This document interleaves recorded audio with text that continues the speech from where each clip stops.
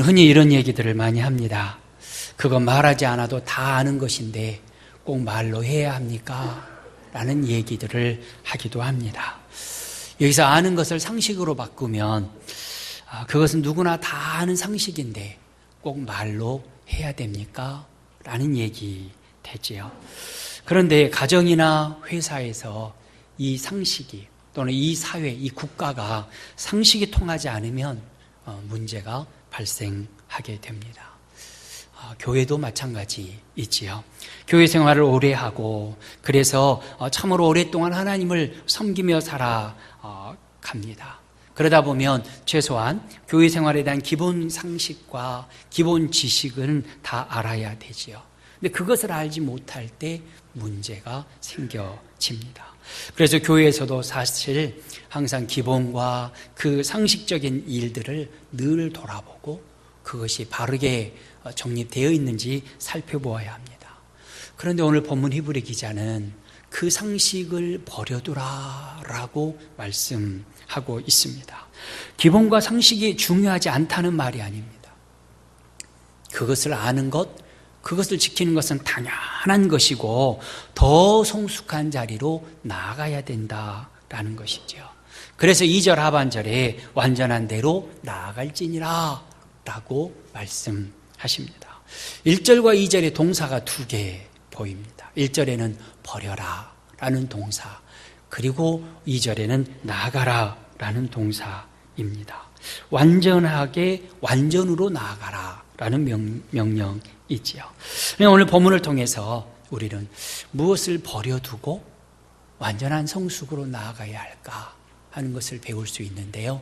오늘 이 예배 시간을 통하여서 더 성숙으로 온전히 자라가는 저와 여러분 다 되어지시기를 우리 주의 이름으로 축원합니다. 첫 번째로 도의 초보를 버리고 완전하라. 1절과 2절이 말씀하고 있습니다. 1, 2절 다시 한번 봉독하겠습니다. 그러므로 우리가 그리스도의 도의 초보를 버리고 죽은 행실을 회개함과 하나님께 대한 신앙과 세례들과 안수와 죽은 자의 부활과 영원한 심판에 관한 교훈의 털을 다시 닦지 말고 완전한 대로 나아갈지니라. 아멘. 1절에 도의 초보에서 이 도는 길이지요. 그런데 원어를 살펴보면 말씀입니다. 로고스. 그래서 이 도의 토보는 하나님의 말씀에 대한 기초, 그것을 의미하고 있습니다. 그렇다면 그리스도의 도의 초보를 버려라. 이 말은 무슨 뜻일까? 여기서 버린다고 하는 말은 쓸모없는 것을 밖으로 내다 버리는 것을 의미하는 것이 아닙니다. 여기서 버리라 그 말은 옆에 가만히 내두어 버리라 그 말입니다. 옆에 가만히 내두어라. 다른 의미로 보면 거기에 붙잡혀 있지 말고 그냥 살며시 내려놓고 더 나은 것을 바라보고 달려가라. 그런 의미로서 초보를 버려라 라고 말씀합니다. 초보는 너무너무나 중요하죠. 그런데 너무너무 중요한데 그것이 전부는 또 아닙니다. 그렇기 때문에 초보에 머물지 말고 이제 성숙을 향하여서 나아가서 성숙한 자가 되라 라는 말씀입니다. 우리는 한글 공부를 합니다. 그래서 가나다나를 깨치게 되어지면 우리 아이들이 매우 기뻐하지요. 동화책을 읽으면서 매우 즐거워합니다. 그때는 글을 깨우치는 정도입니다. 근데 거기에서 계속 머물러 있으면 어떻게 되겠습니까? 어떤 책을 읽어도 이것은 가고 이것은 나고 이것은 또 하고 그러면서 글자 하나하나 읽는 것에만 즐거워하지 그 내용에 관심을 갖지 못한다면 아직도 초보에 머물러 있는 것 아니겠습니까? 신앙도 그렇게 머물러 있지 말아야 된다. 자라가야 된다라는 것입니다. 1절과 2절에 6가지가 등장을 하는데 회개, 신앙, 세례, 안수, 부활 그리고 심판이라고 하는 이 6개의 중요한 단어가 나타나고 있습니다. 그런데 이 6가지는 유대교에서도 똑같이 가르치는 내용입니다. 유대교에서도 가르치고 기독교에서도 가르칩니다. 그러니까 유대인이었다가 예수님을 믿기 시작한 사람들이 생각할 때에 유대교나 기독교나 별 차이가 없네. 도의 초보만 배우기 때문에 별로 없다는 생각을 갖게 되었습니다. 그래서 유대교가 오히려 기독교보다 더 우월한 것 아닌가라는 생각을 하기도 했습니다. 그래서 당시에 유대교가 기독교보다 더 우월한 것 같다. 그리고 기독교를 믿으면 핍박을 받는데 유대교를 믿으면 핍박을 받지 않으니까 그냥 유대교로 돌아가자라고 생각하고 배교하는 사람들이 생겨났다는 것입니다. 그래서 히브리 기자는 지금 그렇게 생각하는 것 자체가 도의 초보를 버리지 못했기 때문이다. 기초를 다시 닦기 시작했기 때문이다. 그러지 말고 이제 완전한 대로 나아가야 된다라고 말씀하고 있습니다. 그러니 1절과 2절 말씀의 핵심만 읽으면 도의 초보에 머무르지 말고 유대교에서 가르친 교훈의 틀을 다시 닦지 말고 온전한 대로 나아가라 라는 말씀입니다. 물론 도의 초보, 아까도 말씀드렸지만 아주 중요합니다. 기초가 잘못되면 다 무너져 버릴 수 있기 때문에 그렇습니다. 그래서 기본 교리를 확실하게 배우고 내 것으로 삼을 필요가 있습니다. 그런데 지금 히브리서를 처음 읽는 사람들의 문제가 무엇입니까? 그들의 문제는 무엇이냐면 도의 초보를 알고는 있는데 더 이상 성장하지 못하는 것이죠. 언제나 도의 초보에 머물러 있습니다. 건물을 짓는다고 생각할 때에 건물을 지을 때 기초공사를 했습니다. 기초공사를 해놓고 이제 건물을 올려가야 되는데 다시 기초공사를 처음부터 다시 하는 일을 반복하고 있더라라는 것입니다. 그래서 기초를 해놨으면 기초 그대로 두고 그 위에 건물을 지어야 하듯이 이제 도의 초보를 배웠고 털을 닦았으면 이제 더 나은 믿음으로 완전을 향해서 나아가야 된다라는 말씀인 것입니다. 그렇다면 어떻게 하면 완전해질 수 있을까? 예수님은 순종함으로 완전해졌다라고 말씀하십니다. 히브리서 5장 8절 9절 말씀 우리 함께 봉독하겠습니다. 그가 아들이시면서도 받으신 고난으로 순종함을 배워서 온전하게 되셨은즉 자기에게 순종하는 모든 자에게 영원한 구원의 근원이 되시고 아멘. 그대로 잠시 두시면요, 요 절을 8절 하반절에 고난으로 순종함을 배워서 9절에 온전하게 되셨다. 예수님이 십자가의 고난을 순종함으로 나아갈 때 온전하게 되셨다라는 말씀입니다. 여기서 이 온전이라고 하는 단어와 6장 2절에서 완전이라고 하는 단어는 같은 어근을 가지고 있습니다. 물론 낱말은 다른데 그 뿌리가 같다는 것입니다. 그래서 성숙이라는 뜻을 가지고 있습니다. 그러니 우리 성도들이 성숙한 자리로 나아가야 되는데 그러기 위해서는 예수님의 순종을 본받아야 된다라는 것입니다. 예수님의 순종을 우리가 본받고 순종의 길로 걸어 나아갈 때 우리의 신앙이 도의 초보를 버려두고 이제 더 성숙으로 나아갈 수 있게 된다는 것입니다. 물론 이 순종이 내가 하고 싶다고 해서 순종되어지는 것이 아니죠. 하고는 싶고 순종하고 싶고 모든 사람 앞에서 덕을 세우고 싶은데 그렇게 쉽게 되어지지 않는 그와 같은 모습들을 보게 됩니다. 그래서 어떤 순간에 부끄러워진 내 모습을 보게 되지요. 그래서 6장 3절에 하나님께서 허락하시면 우리가 이것을 하리라. 이 말씀은 하나님께서 허락하시면 도의 초보에서 완전을 향해서 나아갈 수 있다 하는 말씀이죠. 이 말씀을 5장 8절 9절 말씀을 연관해서 보면 하나님께서 허락하셔야 예수님처럼 순종할 수 있고 그래야 성숙으로 나아갈 수 있다라는 말씀입니다. 그렇다면 하나님께서 이 일을 내게 허락하셨는지 허락하지 아니하셨는지 어떻게 알 수 있을까?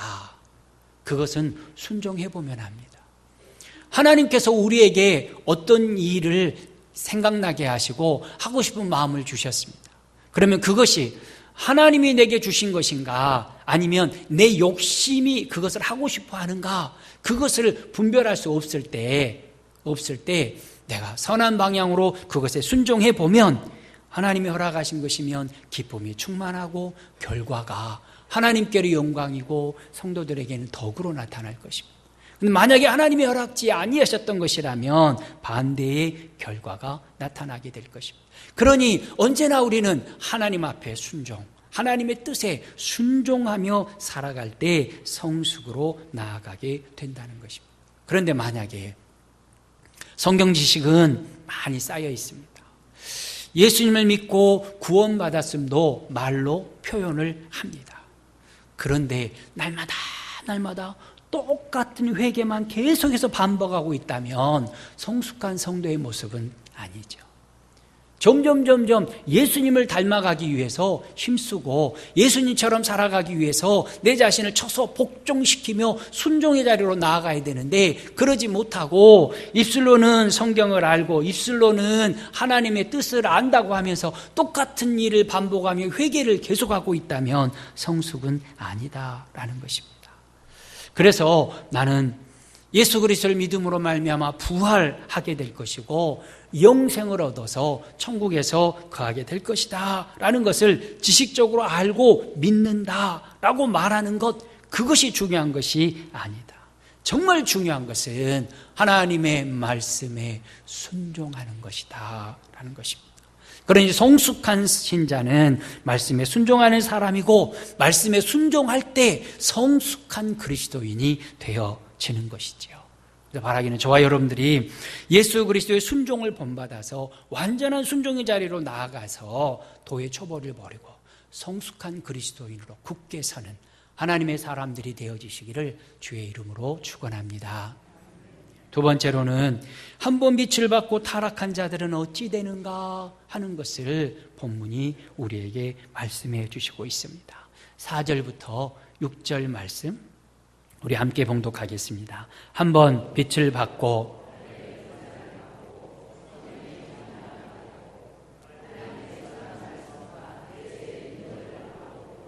타락한 자들은 다시 새롭게 하여 회개하게 할 수 없나니 이는 그들이 하나님의 아들을 다시 십자가에 못 박아 드러내놓고 욕되게 함이라. 아멘. 4절부터 6절 말씀은 이해하기 어려운 말씀입니다. 그리고 또 이해하고 나면 무서워지는 말씀이기도 합니다. 한번 생각해 보시죠. 구원을 받았습니다. 그래서 하나님의 선하신 말씀과 내세의 능력을 맛보았습니다. 다시 말하면 하나님의 말씀을 통하여 은혜를 받고 이 땅에 살아가다가 소환이 다 되어서 죽으면 천국에 나아가서 하나님 보좌 앞에서 경배하며 찬양하며 영생 복락을 누릴 나는 하나님의 자녀다 하는 것을 확신한 사람입니다. 그런데 그렇게 확신한 사람이 타락할 수 있을까요? 하나님을 모른다 부인하고 6절 하반절 말씀처럼 예수님을 다시 십자가에 못 박아 드러내놓고 욕을 보이는 일을 할 수 있겠느냐는 것입니다. 아마 그럴 사람은 거의 없을 것입니다. 만약 이런 사람이 있다면 예수님을 믿는다고 하면서 사실은 예수님을 만나지 못하고 형식적으로 예수님을 믿는 신용만 낸 사람이었을 것이다 라고 생각할 수 있습니다. 그래서 그런 사람은 평소에 말씀을 읽으면서도 성경을 읽으면서도 이 말씀이 정말 맞을까? 아니야, 다 거짓말이야. 예배 중에 설교를 통해서 하나님의 음성을 들을 때도 그 말씀이 진짜야? 아니야, 거짓말 같아. 나하고는 상관없는 말씀이야 라고 생각을 하면서 의심만 하다가 결국 예수님을 떠나버리고 말겠지요. 그런데 한 번 빛을 받았다 라고 4절에 말씀하시는데 이것은요 하나님의 은혜를 실제로 체험했다 그 말입니다. 하나님의 신령한 세계, 그 하나님의 나라를 이 땅에서 맛보았다라는 의미입니다. 그러니까 믿어지지 않는데 어쩔 수 없이 가족이 교회 나가자 그러니까 나와 앉아있거나 또는 친구가 가자 그러니까 나와 앉아있는 정도가 아니라 예수님을 만났고 하나님의 나라를 경험했던 사람이었다는 것입니다. 이렇게 예수님을 만난 경험이 있음에도 불구하고 하나님을 떠나버린 사람들, 예수님을 다시 십자가에 못 박은 사람이다 라고 말씀하십니다. 그러면 성경에 그런 이해가 있느냐? 물론 십자가 구원은 아니지만 하나님의 부르심을 받았다고 함에 있어서 동일한 그런 사람들이 등장을 하는데 서기관과 바리새인들입니다. 마가복음 3장 22절 함께 봉독하겠습니다. 예루살렘에서 내려온 서기관들은 그가 바알세불이 집혔다 하며 또 귀신의 왕을 힘입어 귀신을 쫓아낸다 하니. 아멘. 예수님이 귀신 들려 고통당하는 자에게서 귀신을 쫓아냈습니다. 하나님이신 예수님이 하나님의 명령으로 귀신을 억어하고 쫓아낸 것입니다. 그랬더니 이 서기관과 이 바리새인들이 하는 말이 예수는 바알세불의 능력을 힘입어서 쫓아냈다라고 비꼬았습니다. 무당들이 구슬하잖아요. 점을 보잖아요. 그럴 때 그 무당들이 각자 모시는 신이 다 다르다고 하더라고요. 읽어보면, 책을 보면. 그래, 어떤 사람은 염라대왕을 모셨다, 어떤 사람은 당군을 모셨다, 그러면서 자기가 모시는 신 이야기를 합니다. 마찬가지로 지금 바알세불이라고 하는 귀신의 왕이 예수님께 들렸다. 그래서 그 귀신의 왕의 힘으로 졸개 귀신을 내쫓았다라고 비꼬고 있는 것입니다. 그래서 예수님께서 그들을 향해서 책망하시는데 성령을 모독했다라고 책망하십니다. 마가복음 3장 29절입니다. 함께 봉독합니다. 누구든지 성령을 모독하는 자는 영원히 사하심을 얻지 못하고 영원한 죄가 되느니라 하시니. 아멘.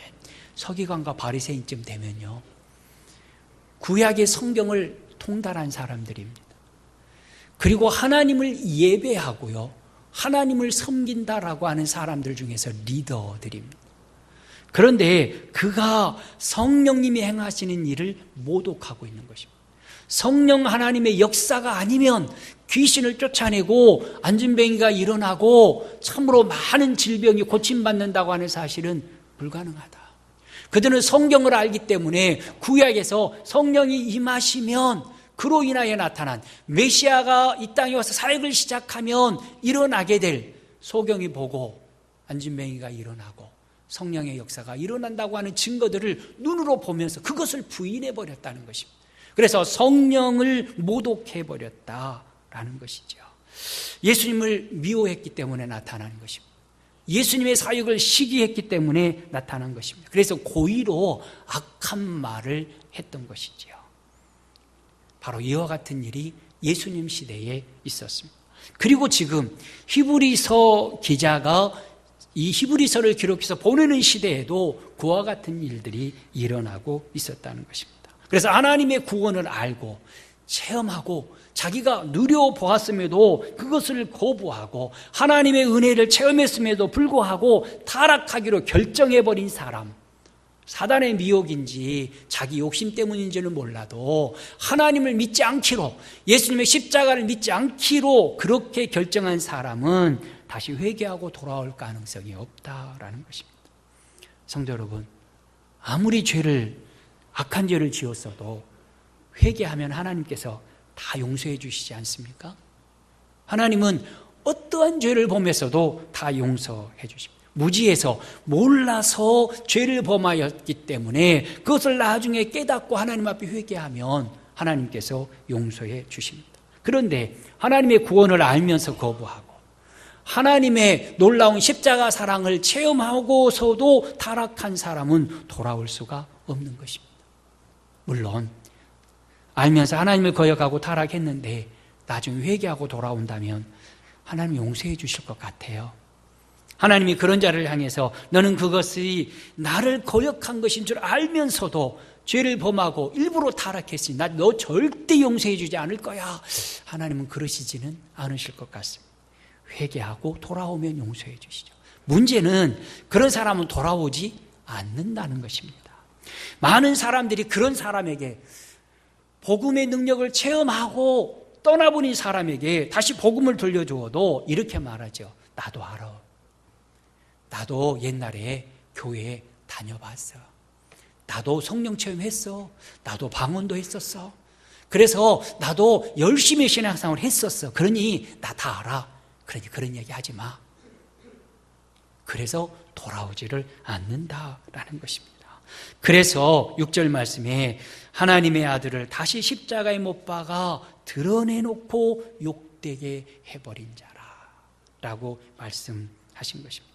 하나님의 아들이 십자가에 못 박혀 고난당하심으로 우리 죄를 해결해 주셨습니다. 그곳에서 침뱉음을 당하고 고난과 모욕을 다 겪으셨습니다. 그리고 구원해 주셨는데 그 사실을 다 알면서도 다시 타락한다는 것은 예수님을 한 번 더 십자가에 못 박은 일이다라는 것이죠. 그러니 그런 사람은 하나님께로 돌아오지 않기로, 악에 속하여서 영원히 멸망에 떨어지기로 스스로 선택한 자들이다라는 것입니다. 아니, 성도 여러분, 왜 이런 말을 지금 히브리 기자가 할까요? 왜 이런 말을 해서 오늘 또 하나님은 우리에게 이 말씀을 주실까요? 로마에 살고 있는 유대 기독교인들은 핍박을 받고 있습니다. 우리처럼 편안하게 예수님 믿는 것이 아닙니다. 예수님을 믿는 그 믿음이 로마 병정에게 알려지면 붙잡혀가서 감옥에 가고, 심하면 순교의 죽음을 당해야 합니다.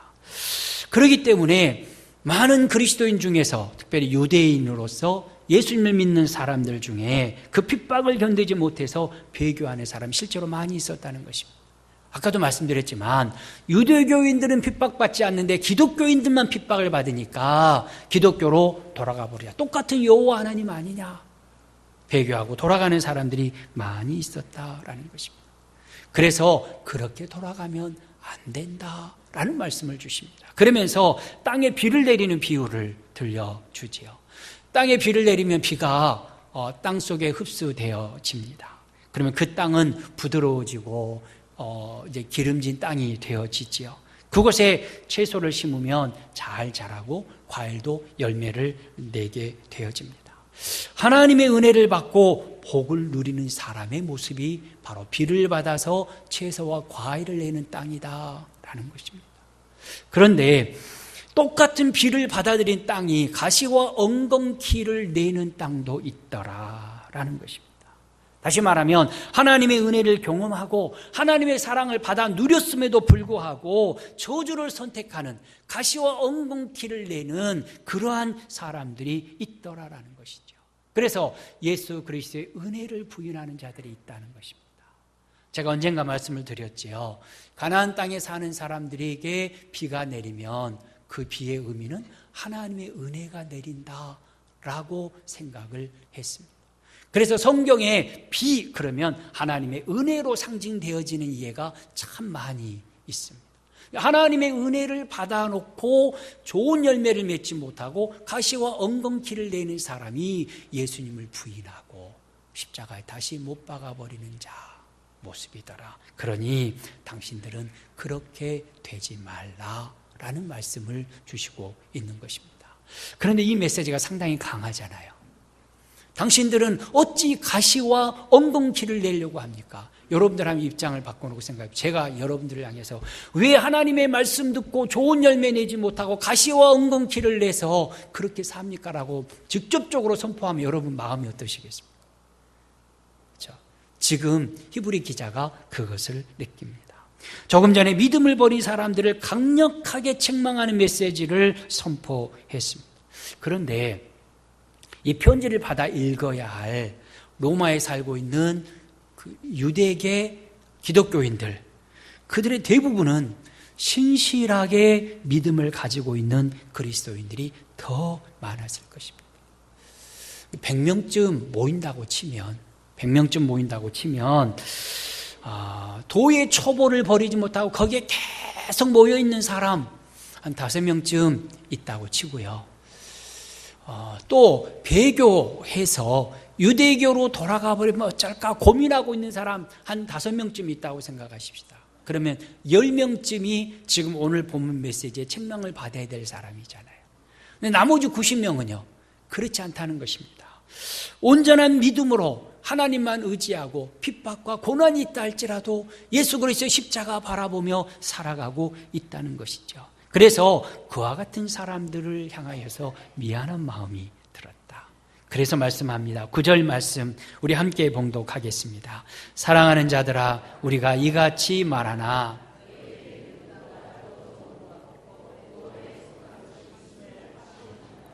아멘. 믿음을 포기하고 배교한 사람들은 다시 회개하여 구원을 받을 수 없지만 이 편지를 읽는 당신들은 배교하지 않을 믿음, 구원에 속한 것, 배교하지 않을 그 믿음이 있는 것을 확신한다 라고 말합니다. 우리 사람들은요, 인정받고 싶은 그런 욕구들이 다 있지요. 인정받지 못하는 것은 대단히 괴로운 일일 것입니다. 가령 아이들이 열심히 학교에 가서 공부했습니다. 열심히 공부하고 왔는데 집에 오니까 너 학교에서 공부 안 하고 뭐 하고 왔어? 그러면 얼마나 마음이 아플까요? 그렇죠. 열심히 공부한다고 했습니다. 수학문제 열심히 풀고 있는데 안 풀려가지고 끙끙대서 진도가 못 나갔습니다. 그런데 너 공부 안 하고 뭐 했어? 그러면 얼마나 서운하겠습니까? 열심히 했는데 알아주는 사람이 없다면 열심히 할 생각이 없어지고 일할 마음이 사라지고 공부할 마음도 사라지는 것이죠. 그런데 지금 이 성도들은 목숨이 위협받는 상황 속에서도 믿음을 지키며 어렵게 힘들게 신앙생활을 하고 있는데 알아주지 않고 책망만 받으면 안 되겠다라는 것입니다. 힘들다. 그래서 히브리 기자가 이보다 더 좋은 것이 당신들에게 있는 것을 안다 라고 격려하고 위로하고 있는 것입니다. 성도 여러분, 사람들은 몰라주고 사람들은 오해할 수 있습니다. 똑같은 상황을 보면서도 이해하는 사람이 있고 오해하는 사람이 있습니다. 그런데 그런다 할지라도 하나님께서 알아주시면 큰 위로가 되고 힘이 되어지는 것입니다. 10절 말씀에 보면 그런데 히브리 기자는 당신들을 다 안다 라고 말하고 있습니다. 우리 10절 함께 봉독하겠습니다. 하나님은 불의하지 아니하사 너희 행위와 그의 이름을 위하여 나타낸 사랑으로 이미 성도를 섬긴 것과 이제도 섬기고 있는 것을 잊어버리지 아니하시느니라. 아멘. 히브리 기자가 알 뿐이 아니라 하나님도 아신다. 너희들의 사랑과 섬김을 하나님이 다 아시고 절대로 잊어버리지 않으신다 말씀하십니다. 하나님은 불의하지 아니하사. 그런데 여기서 불의하지 않다 그 말은 불공평하지 않다. 하나님은 공평하시다 그 말씀입니다. 잘한 사람을 몰라주는 분도 아니고 잘못한 사람들을 그냥 넘어가시는 분도 아니다 라는 것입니다. 우리가 하나님 앞에 바른 헌신과 충성하는 믿음으로 하나님 앞에 살았다면 하나님은 우리의 이름을 절대 잊지 아니하신다. 그래서 성경은 말씀하십니다. 너의 이름을 내 손바닥에 새겼다. 하나님의 손바닥에 우리의 이름을 새겨두고 하나님께서 늘 기억하고 계신다 말씀하십니다. 우리가 바른 헌신과 충성을 감당했을 때 그리하신다는 것입니다. 사람들은 잊어버리고 오해한다 할지라도 하나님이 알아주시면 그것으로 충분하지 않겠습니까? 하나님이 알아주시면 그로 인하여서 힘을 얻을 수 있는 것입니다. 그래서 10절에서 기억해야 될 단어는 사랑입니다. 섬김과 헌신은 사랑에서 비롯되기 때문에 그렇습니다.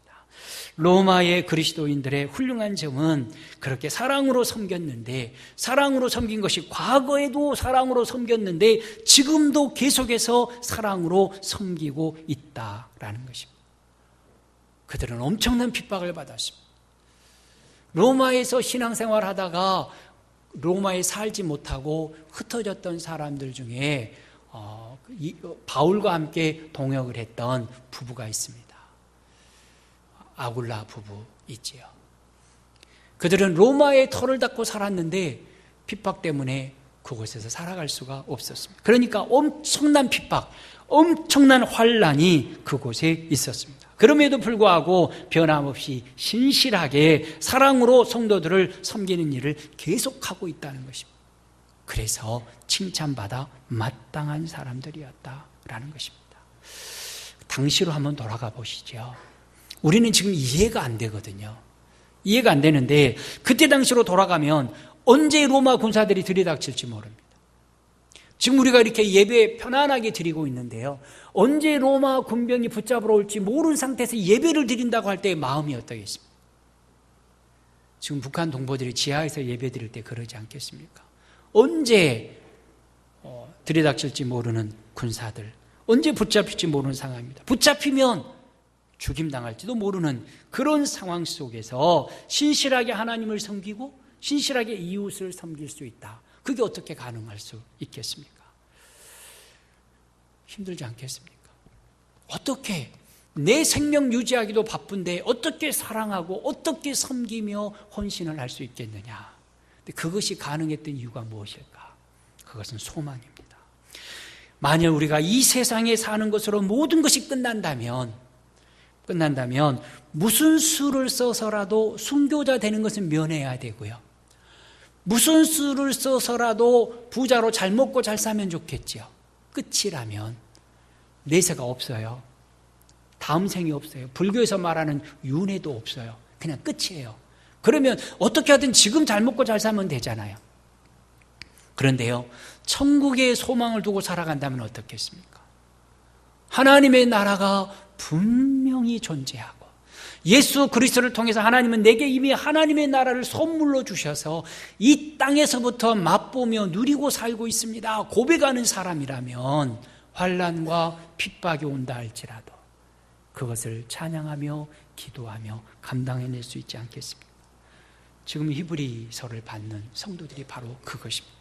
천국에 대한 소망이 있었기 때문에 핍박과 고통과 아픔을 참아낼 수 있었다는 것입니다. 우리 12절 함께 봉독하겠습니다. 게으르지 아니하고 믿음과 오래 참음으로 말미암아 약속들을 기업으로 받은 자들을 본받는 자 되게 하려는 것이냐. 아멘. 믿음과 오래 참음으로 약속들을 기업으로 받는, 하나님의 약속, 하나님의 나라의 약속을 기업으로 받는 자가 되어야 된다라는 것입니다. 그러니 12절에서 중요한 단어는 믿음입니다. 믿음. 그 믿음을 지키기 위해서 오래 참을 때에 약속된 기업을 받아 누리게 된다라는 것이지요. 우리는 믿음으로 구원받습니다. 또 약속하신 것을 기업으로 받게 하는 것도 역시 믿음이지요. 하나님께서 약속하셨는데 그 약속을 믿지 못한다는 것은 하나님이 그 약속을 이루실 것을 믿지 못한다는 것이고 하나님의 능력이 없다라고 생각하는 것이지요. 그러면 믿을 수 없는 것입니다. 만약에 하나님께서 자꾸 거짓말하시고 약속을 어기시는 분이라고 생각해도 믿을 수가 없을 것입니다. 그런데 하나님은 전지전능하신 하나님이십니다. 하나님은 신실하셔서 한 번 약속하신 것은 반드시 이루시는 하나님이십니다. 실수하지 않으시는 하나님께서 한 번 약속하시면 반드시 지키시고 그것을 이루시는 하나님께서 바로 저와 여러분들의 아버지이십니다. 그래서 그 하나님이 저와 여러분들을 붙들고 지켜주시고 계십니다. 그러니 성도 여러분들도 하나님은 전지전능하시고 신실하셔서 약속하신 천국기업 그 하나님의 나라를 우리에게 반드시 주신다. 그러니 그 하나님 믿고 의지하며 하나님 사랑하며 하나님이 기뻐하시는 성숙한 그리스도인으로 살아가야 되겠다 결단하는 저와 여러분 되어주시기를 바랍니다. 결론을 맺으려고 합니다. 무슨 일이든지 처음에는 다 초보입니다.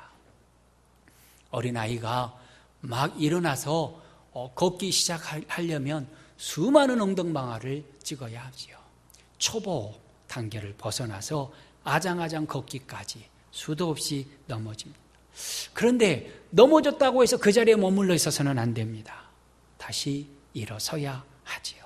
그리고 하루하루 자라가야 합니다. 신앙도 이와 같이 자라가야 합니다. 날마다 자라가서 성숙한 신앙인이 되어야 합니다. 하나님께서는 저와 여러분들에게 믿기만 해라 그러면 구원하시겠다라고 말씀하셨습니다. 그러니까 신앙의 초보로서 예수님을 믿으면 구원받은 것입니다. 구원받은 하나님의 사람입니다. 그러니 다시는 그 구원받는 문제로 고민할 일이 없어야 된다. 하나님이 내가 너를 구원해서 너는 내 아들이다 라고 말씀하셨는데 다음 주에 와서 하나님 제가 하나님의 아들 맞아요? 그 다음 주에 와서도 제가 하나님의 아들 맞아요? 그 다음 주에 와서도 하나님 나를 사랑하고 하나님이 나와 함께 하시는 하나님의 아들 맞아요? 그런다면 안 된다라는 것입니다. 그것이 다시 털을 닦는 일이고 도의 초보를 버리지 않고 살아가는 모습이다. 그걸 버리고 이제는 더 나은 예수님처럼 순종의 자리로 나아갈 때 온전해지게 되어지고 믿음으로 하나님의 말씀을 의지할 때 천국 기업이 내게 주어진 것을 확신하면서 환난과 핍박과 어려움이 있어도 찬송하며 감사함으로 맡기신 사명을 감당하게 되어진다라는 것이죠. 성도 여러분, 삶이 어렵고 힘드십니까? 걸어가는 길이 가시밭길과 같고 가시와 엉겅퀴가 계속해서 옷을 잡고 살을 찢으십니까? 그렇습니다. 우리 인생길이 그러한 길이 되어질 수 있습니다. 그런데 분명한 것은 그 길을 예수님이 걸어가셨다는 것입니다. 예수님이 먼저 걸어가시면서 내가 내 십자가 지고 이 길을 걸었으니 너희도 너희 십자가 지고 나를 따르라 말씀하셨습니다. 그래서 예수님 믿으며 살아가는 길은 고난의 길이고 십자가의 길인 것 맞습니다. 그런데 그 길 끝에 하나님의 나라가 있다라는 것입니다. 지금 오늘 본문에서 도의 초보를 버리고 성숙으로 나아가라. 바로 이 말씀이 우리가 걸어가는 그 길 끝에 천국 기업이 보장되어 있다. 그러니 배교하지 말고 도의 초보에 머무르지 말고 성숙한 그리스도인이 되어서 하나님을 사랑하고 이웃을 사랑하며 바른 믿음으로 살아라 말씀하신 것 기억하면서 하나님 내게 성숙한 믿음 주옵소서. 그러기 위해서 예수님처럼 순종함을 배우게 해 주옵소서. 기도하는 저와 여러분 되시기를 주의 이름으로 축원합니다. 하나님 아버지 감사합니다. 영적 초보를 버리고 다시 털을 닦지 말고 성숙해져라 하시는 말씀 오늘 함께 나누게 해주시니 감사합니다. 우리 아버지 하나님께서 저희에게 함께하여 주셔서 예수님의 순종을 배우게 하시고 바른 믿음으로 서서 우리의 신앙이 자라감으로 말미암아 하나님께는 영광이고 하나님 사랑, 이웃 사랑으로 성숙한 믿음의 삶을 살아갈 수 있도록 도와 주시옵소서. 가시밭길, 낭떠러지 길, 어렵고 험한 길 걸어간다 할지라도 예수님이 먼저 걸어가시고 나를 따르라 하신 길이시기에 찬송하며 걸어가는 성도들 되어져서 천국에서 하늘보좌 앞에서 하나님의 이름을 높이며 경배하며 구원하심이 하나님과 어린 양에게 있습니다 찬양하는 우리 모두가 되어질 수 있도록 크신 은혜 입혀주실 것을 믿으며 예수님의 이름으로 기도하옵나이다. 아멘.